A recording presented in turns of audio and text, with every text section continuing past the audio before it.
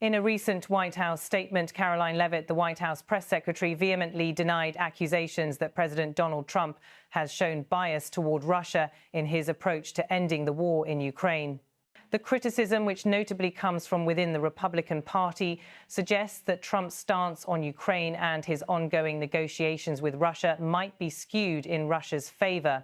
These claims, however, have been categorically rejected by the White House. Leavitt's statement reflects the administration's commitment to maintaining a balanced approach in its diplomatic efforts, insisting that the U.S. is engaging equally with both Russia and Ukraine to secure a peaceful resolution to the ongoing conflict. The White House's response came after mounting pressure from various political factions, questioning the motives behind Trump's peace efforts, particularly given his complex relationship with Russian President Vladimir Putin. While many have voiced skepticism over the efficacy and fairness of Trump's peace plan, the White House remains steadfast in its position that the EU is working tirelessly to bring both parties to the negotiating table. The overarching goal, according to Leavitt, is not just an end to the war, but also ensuring that any agreement reached is sustainable, fair, and reflects the interests of all parties involved, including Ukraine. Critics have argued that Trump's peace efforts, which have included direct dialogues with Russia, raise concerns about his approach to Ukraine's sovereignty and territorial integrity.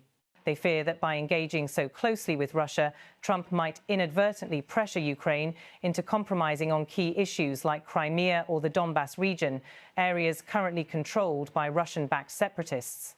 However, Leavitt's remarks highlight the administration's belief that dialogue with all parties is essential for achieving lasting peace.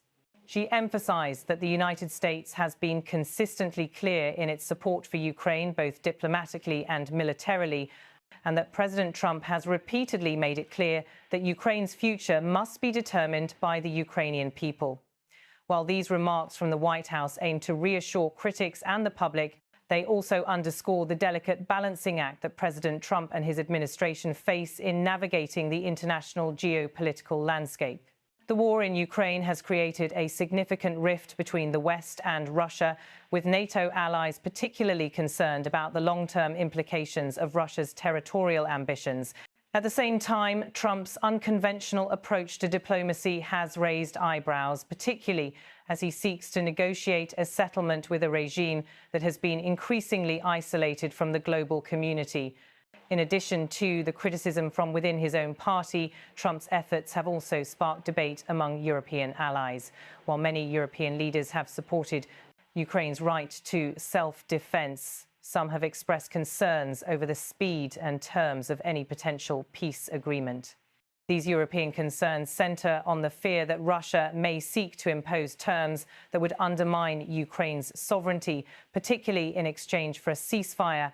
The White House, however, insists that any peace deal must be built on a foundation of fairness and respect for international law. Leavitt reiterated that the U.S. is committed to working alongside Ukraine, ensuring that any solution is comprehensive and respects Ukraine's territorial integrity. In fact, she stated that the U.S. has been in close consultation with Ukraine's leadership, emphasizing that the Ukrainian government remains at the center of any discussions about the future of the country. The issue of Russian involvement in the peace talks is another point of contention.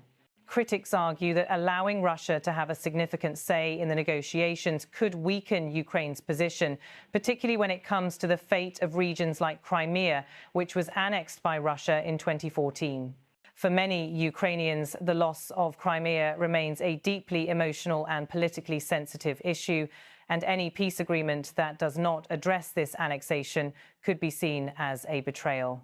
Nevertheless, Leavitt's statements made it clear that the U.S. is not giving Russia free rein in these talks. While direct negotiations are necessary to bring both sides to the table, the U.S. maintains that Ukraine must have a leading voice in shaping the terms of any deal. The White House has also assured that the U.S. will continue to support Ukraine with military aid and economic assistance throughout the peace process. The ongoing diplomatic efforts are also complicated by the broader geopolitical implications of the war in Ukraine. The conflict has become a flashpoint in the larger struggle between Russia and the West, with the US and European allies providing Ukraine with weapons and financial support while imposing severe sanctions on Russia. These sanctions have played a significant role in pressuring Russia to come to the negotiating table, but they have also sparked a backlash from Moscow, which has responded by escalating military actions in Ukraine. For Trump, the challenge lies in striking a delicate balance between advancing peace and maintaining the strategic interests of the United States and its allies. The accusations of bias towards Russia only add to the pressure on the Trump administration, which already faces intense scrutiny over its handling of foreign policy. Critics are quick to point out that Trump's previous overtures to Russia, including his warm relationship with Putin during his first term, have made him a target of suspicion, particularly when it comes to issues of national security and international diplomacy.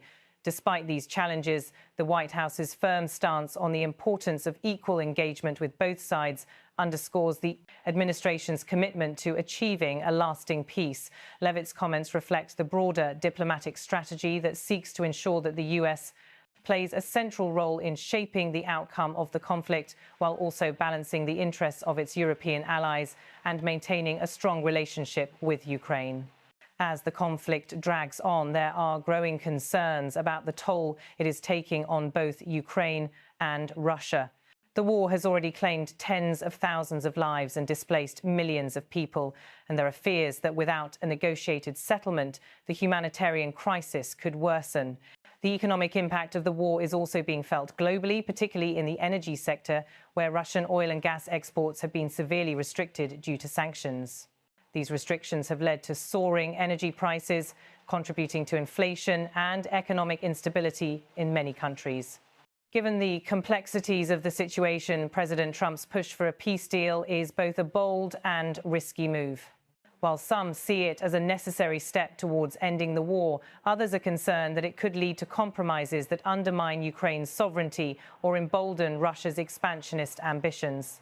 These concerns are amplified by the broader context of global power dynamics, where the US is attempting to counterbalance China's growing influence and assert its leadership on the world stage. In the coming weeks, as negotiations continue, the White House will likely face increasing pressure to clarify its position and address the growing concerns of both its allies and its critics.